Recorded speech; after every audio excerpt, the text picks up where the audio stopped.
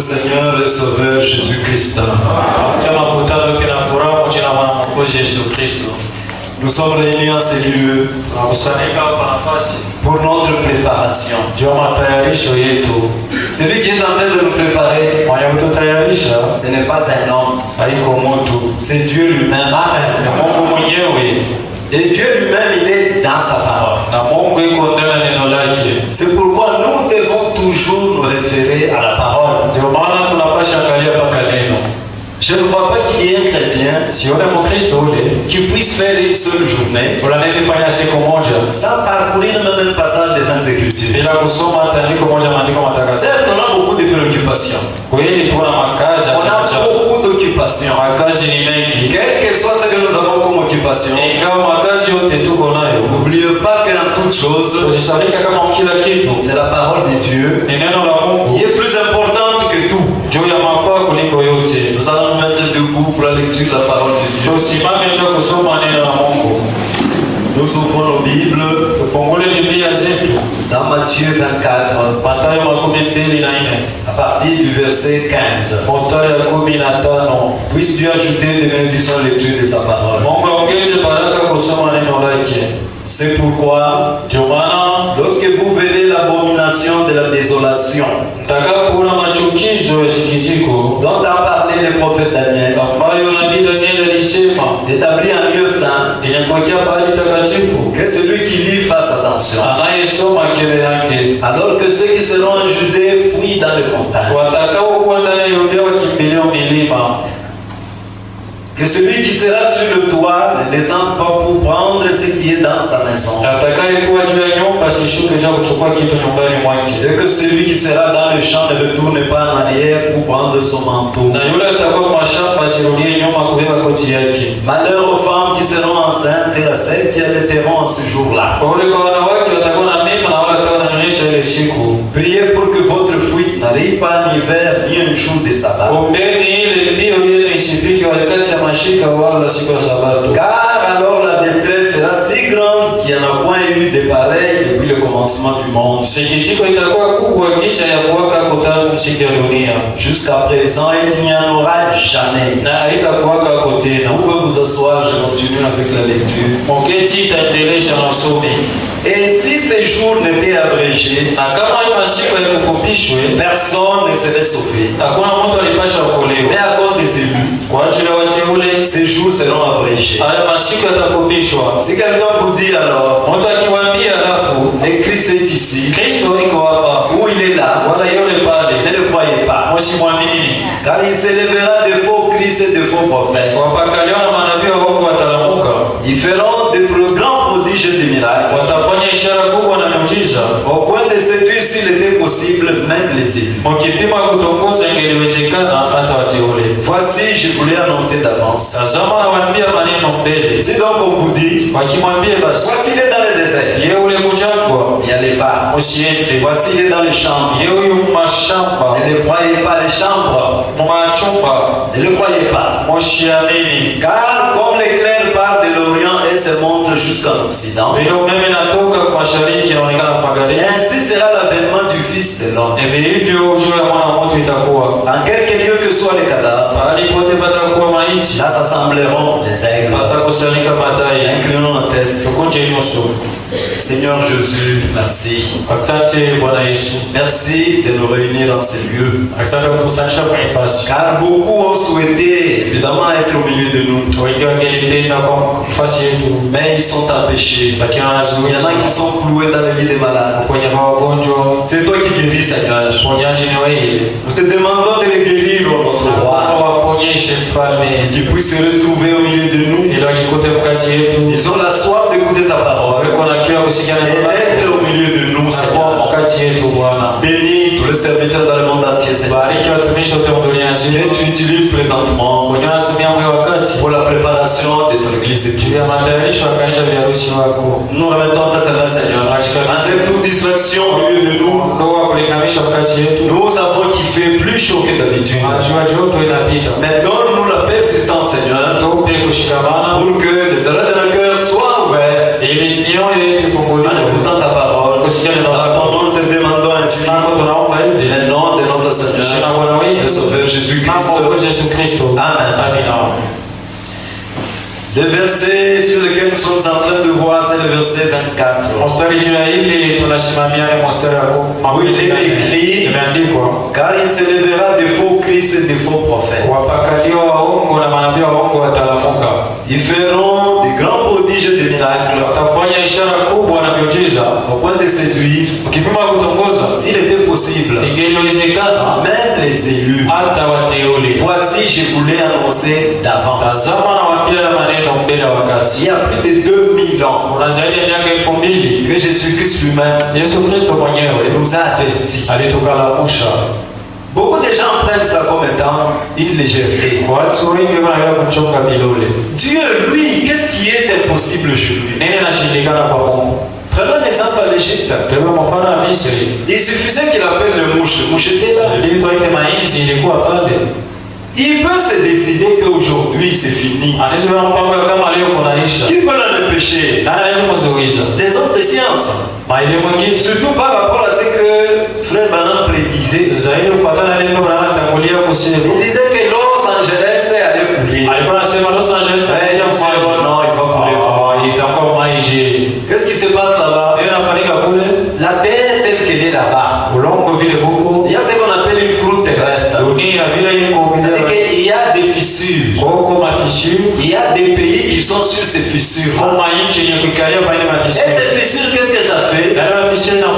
Ça s'espace comme ça et ça se croise comme ça. Et quand il y a une ville qui est au-dessus de l'endroit où ça s'est croisé, cette ville sera où? Engloutie. Cela demande combien de temps pour que Dieu passe en jugement contre cette génération méchante? Une génération qui connaît ce que Dieu veut, mais qui est en train de mettre en pratique ce que les hommes disent. Au lieu de mettre en pratique ce que Dieu dit. C'est pourquoi Frère Branham, il était poussé à pouvoir prêcher cette prédication. C'était quelques mois même avant sa mort. Et il nous dit comme ça: nous avons une grande leçon à apprendre ce matin, parce que c'était un matin qu'il avait prêché. Et j'ai cherché la face du Seigneur pour connaître ce que j'avais à vous dire. Sachant que c'est peut-être le dernier service divin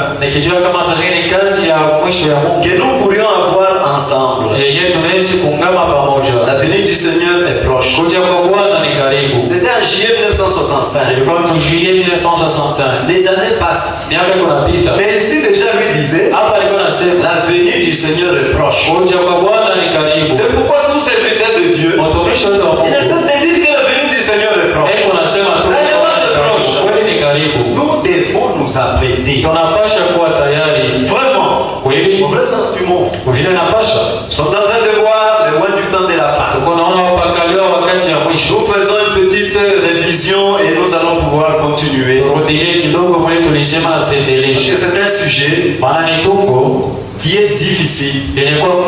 Pour quelqu'un qui est au monde, il est difficile à comprendre cela. Dès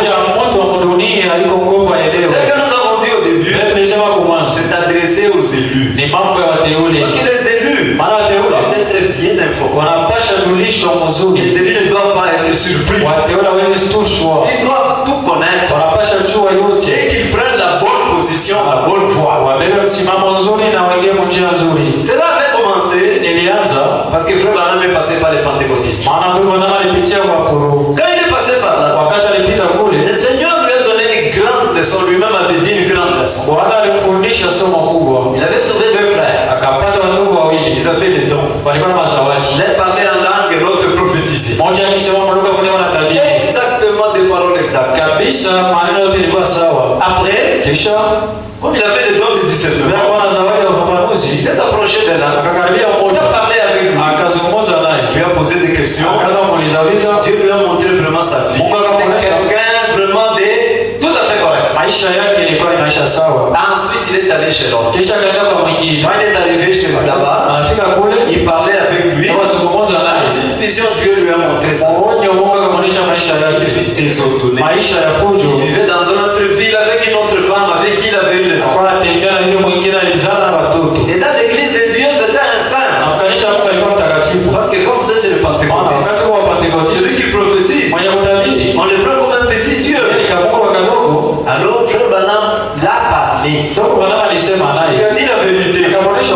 toi tu es comme ça, comme ça, comme ça. La personne s'est éclipsée. Comme la plupart des gens. Il n'a jamais qu'on leur dise la vérité. Quand on te dit la vérité, tu fouilles. Mais quand tu fouilles, c'est ton âme que tu exposes. Le diable veut de la vie. La parole de Dieu te dit la vérité. Toi tu fouilles. Il ne faut pas fuir. Quand la parole de Dieu te reprend, viens. Demande pardon. Et persévère. Mais si tu ne le fais pas, le diable va t'avoir. Car il nous dit, la parole de Dieu, le diable est comme un lion rugissant. Il rôde pour chercher qui dévoile. C'est lui, il rôde. Pourquoi il va te préserver? Il préserve nous en tant que serviteurs. Nous vivons toujours sur terre. Donc il ne faut pas fuir comme te dit la vérité. Quand la Bible dit la vérité, accroche-toi. Il ne faut pas t'en éloigner. Alors cela va déconcerter, frère Bana. Il n'avait pas compris. Il disait avant qu'il était au milieu des anges, il voyait vraiment opérer ce que la Bible même disait.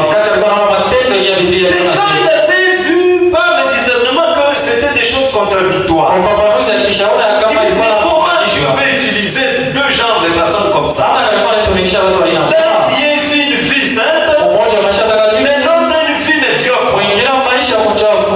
Il ne comprenait pas. Et encore une fois, il est allé chez un de ses amis. Son ami là-bas, c'était quelqu'un qui cultivait des fruits. C'est ce qu'on a parlé. Alors qu'est-ce qu'il lui avait dit son ami? Il lui avait vraiment vu sur un arbre. Il y avait des fruits différents. C'est quelque chose qu'il n'avait jamais vu. Mon ami, qu'est-ce qu'il y a auprès de cet arbre? Il dit, ah bon? Cet arbre-là, c'est un oranger. Il est là orangé. Maintenant, qu'est-ce qui s'est passé? On a greffé. On a pris la tige de l'arbre pamplemousse. On a greffé ça sur l'arbre orangé. Donc, ce qu'on a greffé là-bas, ça produit des fruits pamplemousse. C'est là où il y a l'hybridation. Il y a des fruits parfois qui sont hybridés. Nous savons que les oranges, ce sont des fruits qui sont petits. Je vous avais ici à Kambi. Un orange gros comme ça. Je me posais la question, parce que les oranges peuvent être gros.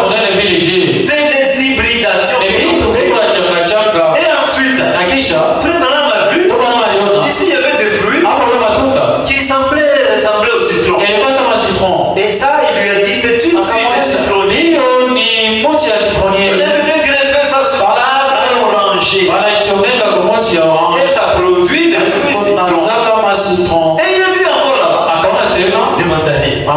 Il dit, comment se fait-il qu'il y a des mandarines? Il dit, voilà, on a pris des arbres de mandarines. On a greffé ça sur l'arbre. Ça produit des mandarines.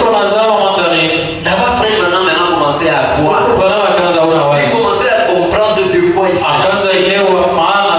Comment d'un oranger. C'est la sève d'oranger.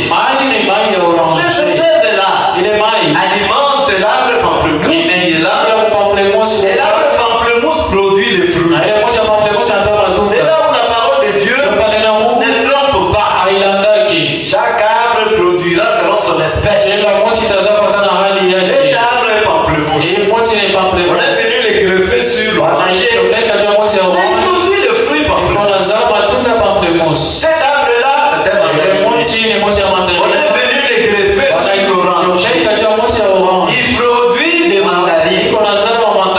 Chacun produit selon son espèce. Celui qui est de Dieu, il portera les fruits différents de Dieu. C'est lui qui n'est pas de Dieu, il produira les fruits aussi. D'où il est venu. C'est par là d'où est venu les deux semences. Donc les semences là-bas, il y a des semences de Dieu et des semences du diable. Et après cela, il lui a donné une vision. Nous lisons à la page 10. Là où il lui a donné encore une vision, c'est à travers cette vision là-bas, graduellement il a compris que ces choses-là, c'était autre chose. Prenons la page 9. Là où il avait vu maintenant une vision nette. Nous avons seulement voulu donner des noms et des étiquettes à des églises. Il dit, revenons maintenant à notre sujet. Jésus nous dit dans Matthieu 24 que cela serait un signe des temps de la fin. Si ces signes ne doivent pas être connus dans les temps de la fin, alors il doit naître après l'ouverture des sceaux. Il devait être révélé maintenant clairement. Les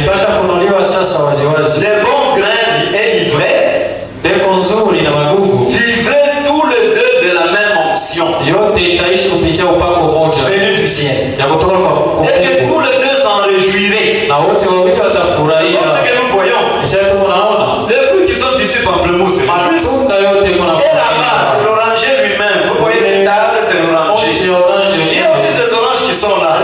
Tout est bon là-bas. La fruit là-bas alimente l'enfant. Maintenant, 10 ans, c'est dans de la fin. Cela doit vraiment être marqué. Rappelez-nous ces jours-là où j'eus cette vision près du vieux moulin. J'ai vu devant mes yeux comme un vaste terrain labouré et a l'air d'avoir été fraîchement hercé. Comme j'ai regardé, j'ai vu d'abord apparaître un semeur. J'ai désiré vous rendre spécialement attentif à ce qui se passa d'abord. Puis à ce qui suivit. Cet homme qui vint en premier était vêtu de blanc. Et il sema sa semence sur toute la surface du terrain. Derrière lui, survint un homme en habit sombre. Il allait comme à pas de loup, suivant furtivement le premier, tout en semant des livrées. Après cela, j'ai vu les deux semences commencer à croître de plus en plus dans la même récolte. L'une des semences était du beau grain, l'autre des livrées. Puis vint une grande sécheresse. Les deux sortes de plantes tombèrent, courbèrent leur tête de plus en plus bas. C'est comme maintenant avec le soleil. Si vous voyez les jeunes plantes qui commencent à se courber par en soupirant après la pluie. Alors les grands nuages couvrirent tous les champs.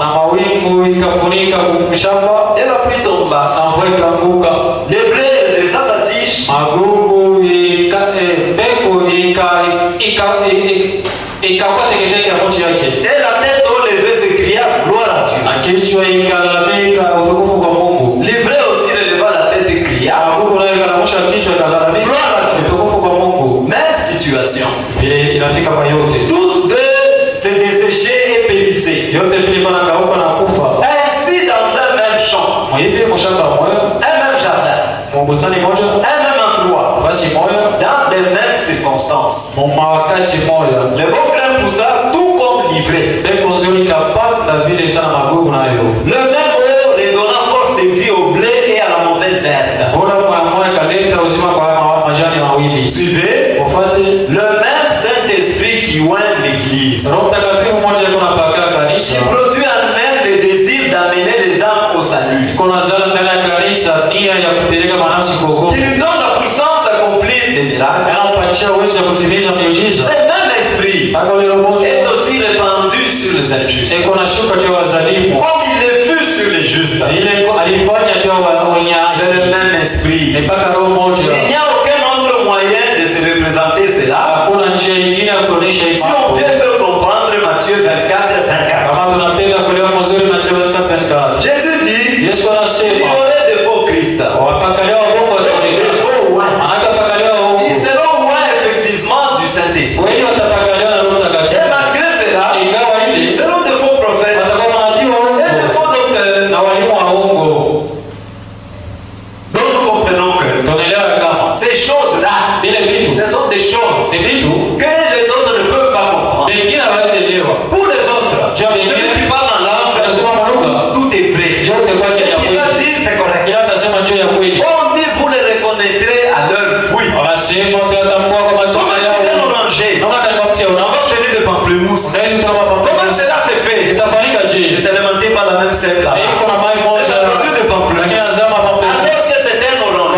kati ya orange. L'oranger produira des Wasi ya oranges. orange itatoa maorange. Un fils de Dieu, Mtoto wa Mungu il produira les fruits des fils de Dieu. atazaa matunda ya watoto ya Il ne Mungu. produira pas les fruits Atazaa matunda d'un fils du ya diable. mwana wa shetani. Non. Hapana. C'est comme ça que nous allons voir quelques exemples maintenant. Utaona mifano Pour que mingine nous puissions bien comprendre maintenant ces éléments. tupate kuelewa maneno. Donc, ceci est tout à fait vrai. Ni mambo ya kweli. C'est-à-dire que Maana yake ceux qui seront séduits, yenye watatongozwa c'est ceux-là ni bale dont leur nom majina yao n'est pas écrit dans hayaandikiwi les livres de vie de kwa l'agneau. kitabu ya uzima mwana kondoo. Si ton nom n'est pas écrit là-dedans, Jina yako hayaandikiwi ndani. et quand est-ce que ces noms ont été écrits là-dedans?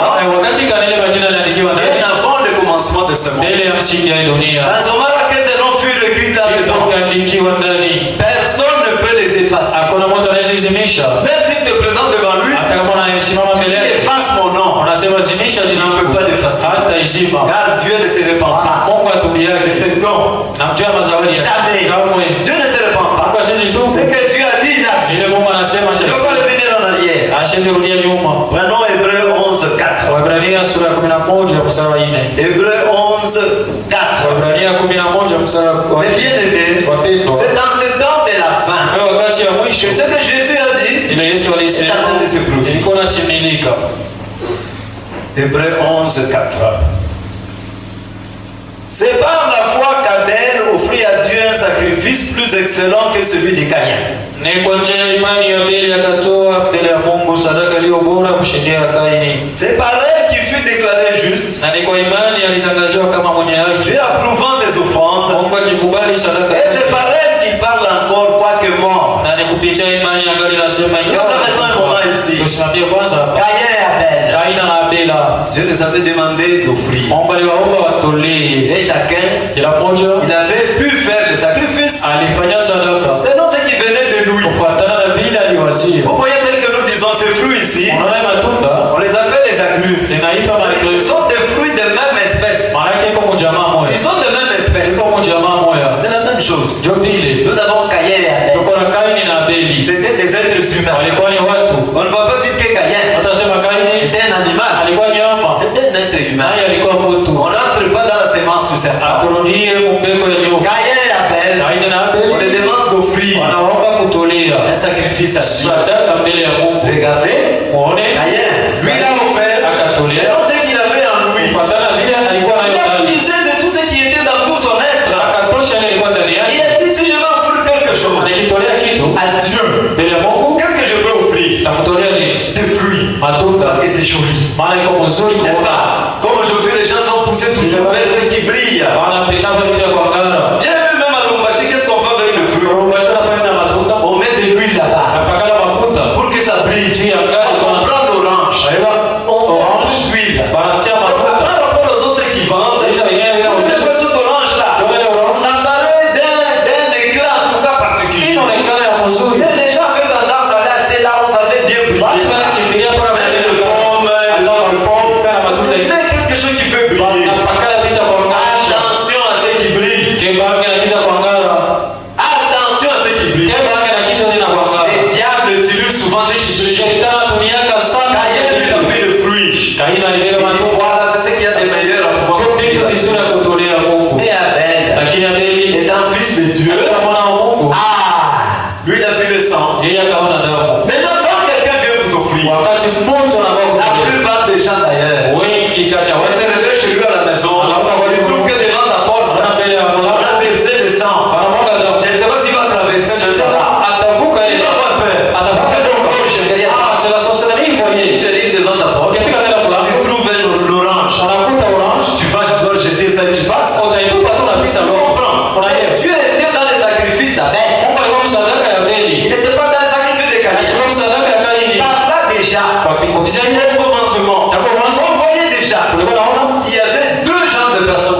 watu hawali Il mbili. y avait la semence du diable Mbeko ya et shetani la semence na de Dieu. mbeko ya Mungu. Et les deux devaient toujours aller ensemble. Wawili walikuwa wanapasha tembea Ils pamoja. devaient toujours aller ensemble Walipasha tembea pamoja. jusqu'à la fin du temps. Hadi mwisho wa C'est nyakati. quoi l'autre l'enlèvement? Mara wakati anakulia. Qu'est-ce que Dieu va faire? Mungu atafanya Il nini? va prendre les siens. Atachukua wale wake. Et quand il prend les siens, Atangalia wale wake. d'abord les vierges folles le restant là-bas. Nafikiri mambo Les vierges folles ne peuvent pas traverser aussi. hawawezi vuka nao. Seront tuées. Watauawa.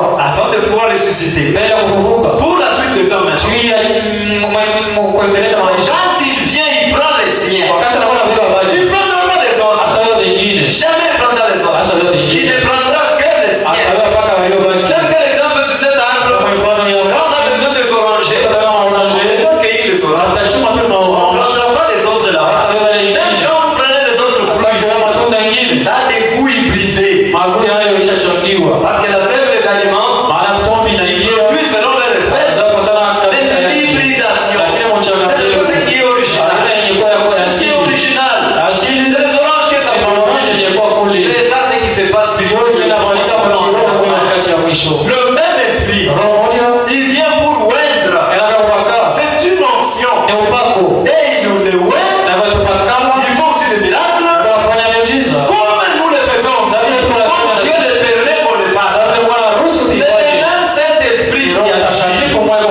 Et quand quelqu'un est malade, on lui repose les mains. On remarque que c'est qu'il est guéri. On va dire qui est guéri.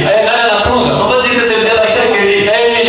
Il est pentecôtiste. Prie au nom de Dieu. Il a imposé la main. La personne est guérie. Le même Saint-Esprit. Le même Saint-Esprit a dit. Mais l'enseignement n'est pas correct. L'enseignement. Et quand vous voyez déjà, à partir des Caïens, son enseignement n'était pas bon. Regardons par rapport à son enseignement. Il était meurtrier. Quelqu'un qui offre par rapport à ce qui te dépasse toi, tu es tu.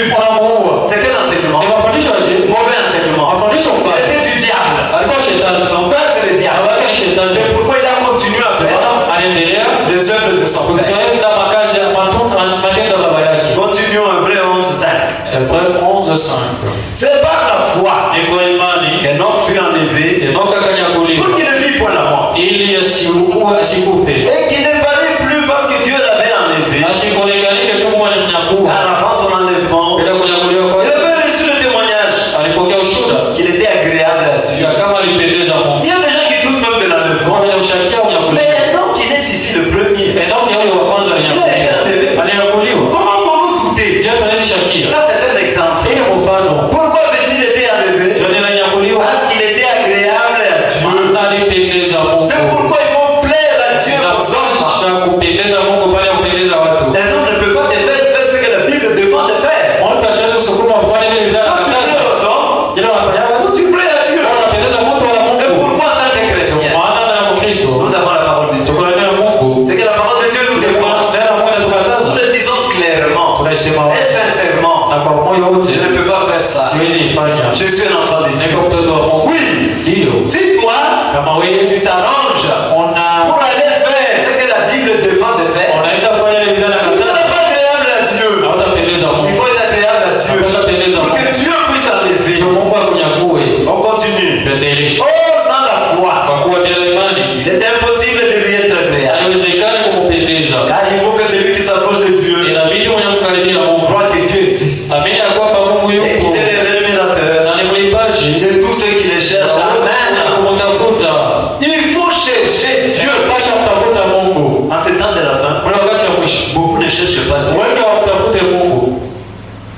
Qu'est-ce que tu cherches le principal? Les gens cherchent le principal, la richesse. Et quand il a la richesse, il dit non, d'abord, quand j'aurai de l'argent, à ce moment-là que je vais servir Dieu. Tu crois? Quand tu auras la richesse, chercheras encore l'argent. Chercheras encore l'argent. Les millionnaires même qu'il y a ici, des millionnaires, ils ont des avions. Ils ne montent pas dans les avions ici. Là, vous trouvez même parfois des cancrelats en train de circuler. Ils ont leur propre avion. Mais ils cherchent toujours l'argent. Ils sont millionnaires. Ils cherchent toujours l'argent. Tu crois que c'est quand tu auras le travail que tu vas servir. Quand maintenant tu ne le fais pas. C'est ça. Les gens ont fait le choix. Ils ont fait leur choix. Et ne pas chercher Dieu. Si tu cherches, il viendra chez toi. Si tu le cherches de tout ton cœur, il viendra chez toi. C'est vrai. C'est l'ancien a dit. Si tu cherches le Saint-Esprit, il viendra te baptiser du Saint-Esprit. Amen. Il faut le chercher de tout ton cœur. Tu te baptiseras. Moi, je connais les gens de cette église qui ont cherché le Saint-Esprit de tout leur cœur. Ils ont déjà baptisé du Saint-Esprit.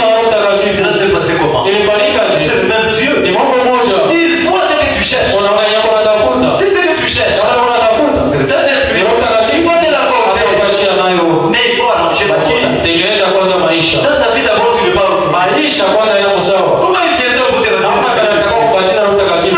Hapana. L'exemple qui nous a été donné. Mfano yeye tupewa. C'est l'exemple du wagon. Ni mfano ya wagon. Vous voyez les bagages tels que ça y est là-bas. Kama wagon mga. Quand on place les bagages là-dedans, Wakati anaweka matitu ndani, il faut que ça soit bien rangé. inapasha vipangane vizuri. Très bien rangé. Vipangane Il mzuri. n'est pas bien rangé. Kama vipangane À mzuri. bout de route, ça risque de tomber. Njia au masekusi vitanguka. Et quand ça tombe, ça peut même se casser. Inaweza kujinga. Nous le voyons même quand on transporte des casiers de boissons. Tunaona wakati anaona kazi ya Ici, peut-être il n'y a pas de grands villages qui transportent cela. Hapa zingine kuna watu wengi wana Si mizigo. on n'a pas bien ligoté cela, Hawafunge mzuri. il suffit que l'on passe dans une mauvaise route et ça tombe et ça se casse. Njia mbaya inaweza kuvunjika. Maintenant, il y a des inspecteurs. Sasa kama inspector, Pas en gare. ndio unapita Il mugao. regarde comment on a rangé. Angalia vile unapata vitu wagon. Si là, il ouvre et voit qu'on a bien rangé. Unapanga mzuri.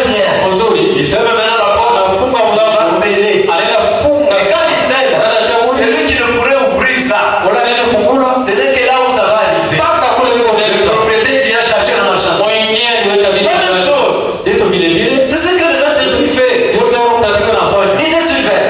Iko anachunguza. Jour après jour. Siku kwa siku. Heure après heure. Anasema kwa saa. Il regarde ce que tu cherches. Anatafuta kile Il anatafuta. faut ce qui est en toi. Anataka kile kwa ndani yako. Quand il te voit, vraiment, bien rangé les choses. Unatengeneza vitu mzuri. Les endroits, Sawa. tu vas dire de feu. Nakubatiza na moto. Et quand il faut que toi tu es reprochant, Akiona kama una baba ngambo leo. aujourd'hui tu es là. Aujourd'hui tu es chaud. L'autre jour tu es froid.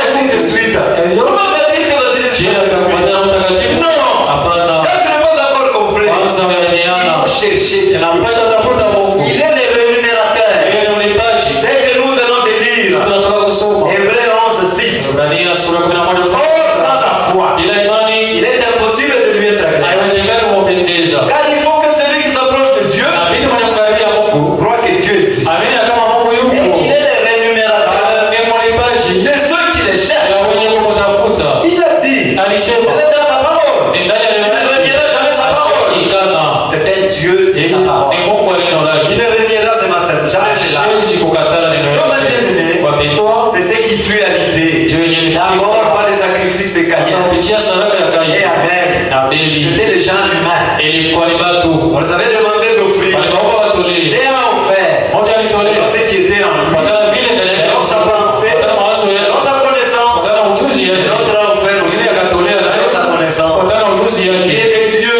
Mungu Il a offert ce qui était agréable à Dieu. mtoto mmoja akatolea Et kupendeza Mungu. tellement Dieu avait agréé ce qu'il Mungu avait offert. akakubali masadaka Et yake. c'est comme ça que cela se passe aujourd'hui. Ndio vile vinafanyika na leo. Cela se passe de la même manière. Vinafanyika mpaka vile. Car tout doit se faire selon ce que Dieu a prévu. Yote inapaswa kufanyika kufuatana matengenezo ya Mungu. Mungu anapenda Quel enlèvement se passe aujourd'hui? jambo lifanyike leo. Ça va se faire. Litafanyika. Qu'est-ce qui l'empêchera de le faire? Nini itamzuia En kuifanya? une même journée. Usiku mmoja. Vous voyez maintenant l'état actuel des choses qui se passe dans le monde. Unaona vile vitu vinafanyika kwa dunia C'est sasa. la paix que les gens cherchent. Ni salama watu Nous wanatafuta. parlons du côté éolien là-bas. Wanasema kama Israeli Les gens cherchent la paix. bila tafuta salama. Israël continue à bombarder. Israeli anapiga On mabomu. continue à raser. Angali na Quoi uwa. que l'on fasse, on parle du rase. Atasema yeye anapiga Pour mabomu. ceux qui cherchent, la personne qui viendra Watu watakuja les convaincre. kubahakikishia Faisons la paix. tufanye salama, Mettez-nous autour du même. tuikale pamoja, Et c'est ce qui se passera. ndio litafanyika. Mais Dieu est grand. Mungu ni mkubwa, Il peut le faire en un même jour. anaweza fanya usiku En moja, un même jour. usiku Ils moja. peuvent dire, oh, arrêtons. Sema Il y tusimamishe a la paix. salama ikuwe, Mettons-nous ensemble. tuikale pamoja. Quand la chose va se faire, Wakati ile kitu kitafanyika, l'église poussera dans la kanisa joie. la harusi itakuwa Car les moja. deux éléments se passent au même moment. Ile mambo yanafanyika kwa wakati Quand ils mmoja. disent paix, paix, Tunasema salama kiko, enlèvement, il y a- kule inafanyika. et à ce moment-là, ils vont se retrouver là-bas Si watenda pour la reconstruction du temple. juu ya kujenga tena Après, ikawa. c'est passé au même moment. Itafanyika kwa wakati mmoja. Siku Les moja. gens mettent beaucoup d'années. Watu wanaweka nyama, Vous wanazoni. voyez qu'avec la guerre qu'il y a là, Ile vita iko kule. surtout si tu vois les images, Sasa tunaona mapicha. tu diras, mais il faut beaucoup d'années Utasema inapasha miaka mingi. pour qu'il y ait la paix. Salama Tu irudi. puisses entendre les trois grandes religions. Juu wapate kusikilizana madini kubwa tatu. Chez Dieu, Kwa Mungu. il suffit d'une journée. Siku moja tu. Une journée, c'est même beaucoup. Siku moja ya Il suffit miezi. de quelques heures. Ni masaa kidogo tu. Ils peuvent se réunir. Wanaweza kusanyika. Voilà. Sema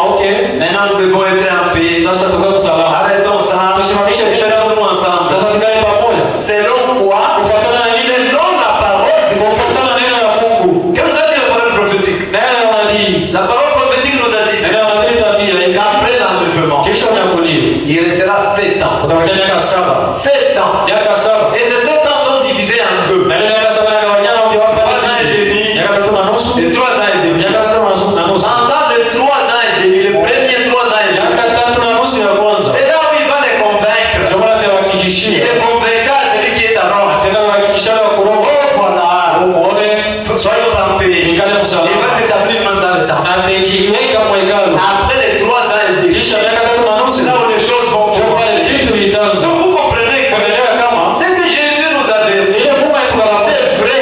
ni ya kweli. C'est vrai ce qu'il Ni dit. ya kweli na Il anasema. nous dit de ce qui se passe dans la Tena inafanyika wakati wa mwisho. La Bible nous a prévenu. Biblia itamwambia Ce qui se zitaanza. passera après l'enlèvement. Itafanyika kisha Il y unyakulia. en a qui doutent. Kwa Ils shakia. disent qu'il y aura un enlèvement. Sema unyakulia. Les gens ils l'ont où? Bado tena Enoch il est allé où? Enoka nenda. C'est écrit noir sur blanc. Inaandikiwa wazi. On n'a qu'à pouvoir lire la Bible. Sema tu Biblia. Et être convaincu. Na utajikishiwa. La parole de Dieu nous a été donnée Neno pour la Mungu litupewa juu ya C'est dini. pour nous servir d'exemple. Juu ikuwe mfano Sur kwetu. tout l'Ancien Testament. Zaidi mfano wa Pour neno nous la servir kale. d'exemple. Tusalie kama mfano. Pour que nous puissions dire Tupate qu'il y a kusema eu un enlèvement. unyakulia De la même lifanyika. manière qu'il y a eu un enlèvement. Vile kulifanyika Et unyakulia. tel qu'on a promis qu'il y en aura, Vile aliweka kama itakuwa il y tena. en aura. Sharti itakuwa. Et c'est vrai. Na ni kweli. Et maintenant le Saint-Esprit Sasa Roho Mtakatifu traite avec les gens alikuwa anatumika na watu wa mataifa. Ça est pas des moments très difficiles. Israeli anapitisha magumu. Très difficiles. Anapitia Mais Dieu ne magumu. les a pas abandonnés. Mungu asikuiache. Jamais. Kamwe. C'est là où on parle de l'olivier sauvage. Tunajua zeituni ya mpori. L'olivier naturel, Zeituni ya c'est asili. pas notre sujet. Haya tuko L'olivier naturel, zeituni ya ce asili. sont les juifs. Ni Wayahudi. Et l'olivier Na mzeituni sauvage, ya mpori. c'est tous les gens des Sio nations. watu wa On mataifa. nous a aussi greffé. Walituchomeka na sisi. Sur l'olivier naturel. Juu ya mzeituni ya asili na tunaishi. Mais il va retourner à Atarudia l'olivier naturel. mzeituni ya Après asili. l'enlèvement, Kisha ça unyakuliwa. sera terminé. Mambo itakwisha. À ce moment-là, Ile wakati tu chercheras le utafuta Saint-Esprit. Roho Mtakatifu. Tu n'auras pas. Hautaipataka Tu tena. ne l'auras pas. Hautaipataka. Car ce que tu étais Maana kile ulikuwa avant l'enlèvement, Ela unyakuliwa. c'est ce que tu seras Utakuwa après la kisha unyakuliwa. C'est maintenant le temps de le Ni chercher. wakati wa kutafuta Roho Mtakatifu. C'est maintenant le temps de Ni chercher. wakati wa Roho Mtakatifu kutafuta Mungu. Si tu ne le cherches pas maintenant, Tafuta kwa tu sasa. chercheras quand? Utatafuta wakati Dis gani? au quand je serai grand. Wakati utakomea. Oh, n'est-ce pas, je suis cher. Oh, usikali J'ai kiasi. 16 ans, 17 Leo ans. miaka 16 Les parents vieillissent aussi. na tena Il y en a même qui vont très loin. wanaenda mbali. C'est quand je me marierai. Wakati C'est naoa. dans ce moment-là que je vais Ndipo utatumikia Mungu. Ah bon, l'avenir t'appartient. Eti kesho yako Tu ne le sais pas maintenant. C'est quand tu seras chez toi à la maison, tu vas servir. ndio utamtumikia. C'est quand tu seras chez toi à la maison. Tutaenda kwako. Quel élément tu suivras Dieu? Unaweza tumikia Mungu. Quand maintenant tu me parles, la pratique, ta parole. Tumikia neno lake. Honte à toi. Haya yako. Honte à toi, mon frère. Haya yako ndugu. Lisons à la page 7b. Tusome page 7b. Je comprends alors Naelewa sasa que chacun de ces deux hommes ya kama kila mmoja wa watu wawili avait eu part aux mêmes sources dispensatrices de vie. alishiriki kuchemchemo moja yenye kuleta uzima. Ici, il parle de deux lacs interprétés. Juu ya wale Il parle wawili, de la langue interprétée. mmoja anasema lugha na maneno ya tafsiri Provenant de Dieu.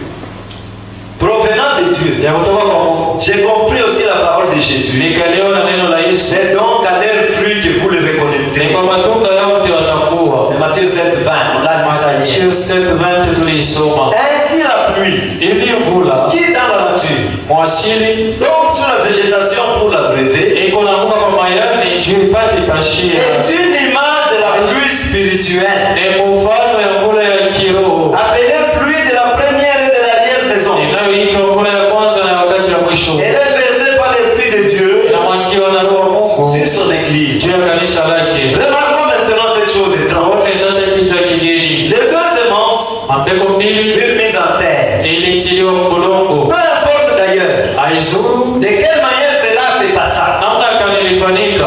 Et aussi on eut affaire à des chardons. Hata kama walikuwa michongoma, C'est qu'ils étaient des chardons ile ilikuwa michongoma dès le début. tangu mwanzo. Et même lorsque le bon grain se manifesta, Wakati mbeko nzuri ilionekana, c'est parce qu'au commencement, ni juu tangu mwanzo déjà il était bon grain. ilikuwa mbeko nzuri. La mauvaise herbe aussi Yaani mbaya était dans sa semence. ilikuwa magugu tangu mwanzo. Chaque semence se reproduisant elle-même selon sa nature. Kila mbeko ikizalana kufuatana na kabila Elle yake. avait au commencement. Ile ilikuwa nayo tangu mwanzo. Ils séduisant même les élus, Atatongoza na wateule s'il était possible. ili iliwezekana. Car ils reçoivent la même pluie. Maana anapokea mvula moja, On parle à la même bénédiction. anasema kubaraka moja. Produisent les mêmes signes et les mêmes miracles. Mbeko na zala ni mama ni miujiza moja. Maintenant, ils concluent. Sasa Et évidemment, un buisson d'épines kwa kweli ni kichaka cha miba. n'y peut rien de l'être qu'un épineux. Kinabakia tu ni miba. Les épines, Miba qu'est-ce qu'ils peuvent? inaweza Ils sont de nature épines. hali yayo ni miba. Ils peuvent changer leur nature. Haiwezi kubadilisha Ils sont hali. épineux, ils sont épineux. Inabakia mpaka miba.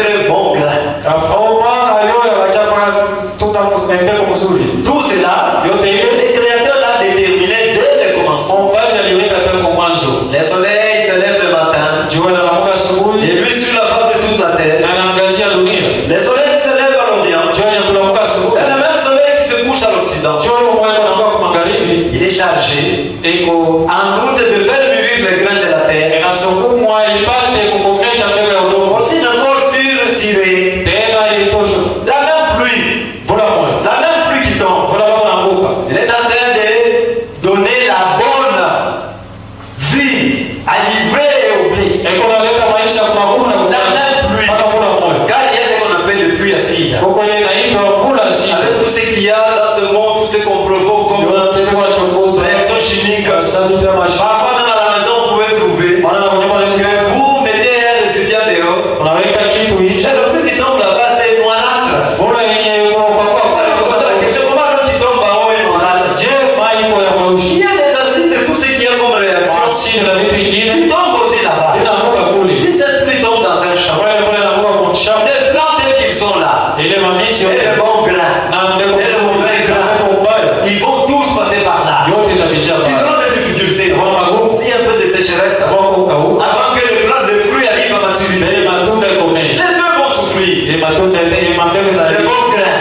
il va se faner un peu, et le mauvais grain va se faner un peu. Les choses aussi vont les vivre. Mais à la fin, c'est à la fin là où il y aura les bons résultats. Ce qui est comme mauvais grain sera récolté. Ce qui est comme bon grain sera aussi récolté. Et le bon grain ira auprès de Dieu. Et le mauvais grain, il sera brûlé. Voilà la différence. C'est cette différence qu'il y a. Nous donnons un exemple, on va s'arrêter là. Nous allons prendre Balaam. Prenons nombre 22. Nous le verrons demain, aujourd'hui on introduit seulement. Nous prenons le cas de Balaam dans Nombre chapitre 22. Donc il y a des choses que Dieu fait. Il faut être de Dieu pour que vous puissiez le comprendre. Si vous n'êtes pas de Dieu, vous allez confondre. Ici, nous sommes au commencement.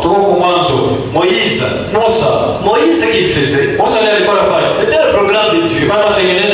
C'est Dieu qui lui avait dit. Quand même ils étaient en Égypte, les gars de la Bible le savent. Dieu avait déjà prédit qu'il sera en esclavagisme pendant 400 ans. Quand Dieu dit, la chose va se faire. Que les années passent, que les gens disent le contraire, ça va se passer tel que Dieu l'a dit. C'est dans l'esclavagisme là-bas. Et après, il devait quitter là-bas. Et en quittant là-bas, c'est Moïse que Dieu avait choisi pour amener ce peuple-là, pour le faire sortir de l'Égypte. Et c'est vrai qu'ils avaient fait sortir de l'Égypte. Mais le problème en chemin, il y a un prophète qu'on appelle Balaam, qui est venu faire pécher Israël. Le prophète Balaam. Et c'est le problème nous dit, un vrai prophète. Nous le dirons. Un vrai prophète nous dit quoi? Il avait prophétisé. Ce sont des choses réelles. Jusqu'aujourd'hui, nous voyons cela. Ce qu'il avait prophétisé. Pourtant, c'était un faux prophète. Ouais, du véritable esprit de Dieu. Mais un faux prophète. Prenons Nombre 22. Nous allons sauter quelques passages. Les enfants d'Israël partirent et ils campèrent dans le plaine des Moab, au-delà du Jourdain vis-à-vis de Jéricho. Balak, fils de Zippor, vit tout ce qu'Israël avait fait aux Amoréens. Et Moab fut très effrayé en face d'un peuple aussi nombreux. Il fut saisi de terreur en face des enfants d'Israël. Moab dit aux anciens de Madian, cette multitude va dévorer tout ce qui nous entoure. Comme le peuple groupe n'a vendu des champs. Balak, fils de Zippor, était alors le roi de Moab. Il envoyait des messagers auprès de Balak, fils de Béor, à Pétor, sur le fleuve, dans le pays des fils de son peuple, afin de l'appeler, de lui dire, voici un peuple sorti d'Égypte, il couvre la surface de la terre, et il habite vis-à-vis de moi. Viens, je te prie. Ça, c'est les rois. Il disait à Balaam qui était mon affaire. Viens, je te prie. Dis-moi ce peuple. Car il est plus puissant que moi. Peut-être ainsi pourrais-je battre les châtelains du pays.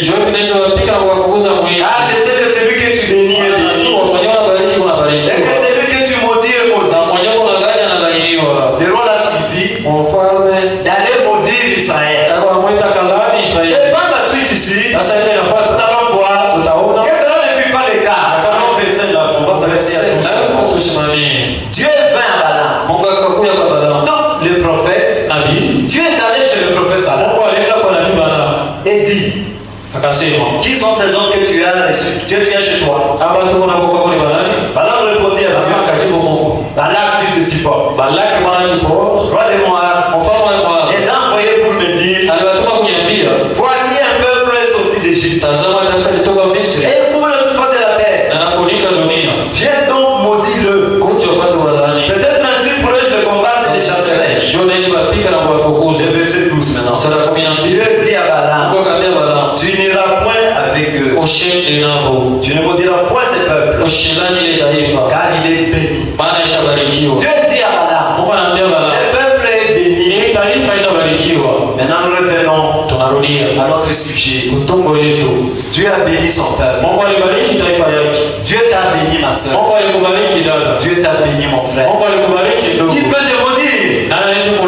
Qui? Ici déjà Dieu. Il est venu chez Balaam. Balaam qui était un prophète. Son enseignement n'était pas bon. Et nous allons le voir si Dieu le permet maintenant. Mais ce qu'il prophétisait, c'était des choses correctes. Des choses tout à fait vraies. Et son enseignement n'était pas un bon enseignement. Parce que là, vous savez, même Israël va commettre des adultères. C'est Balaam ici. Quand Dieu est béni, qui peut maudire? Beaucoup d'enfants de Dieu oublient. Ils oublient cela. Quand les difficultés arrivent, j'abandonne. Car Dieu m'a abandonné. Il t'a dit qu'il t'a abandonné.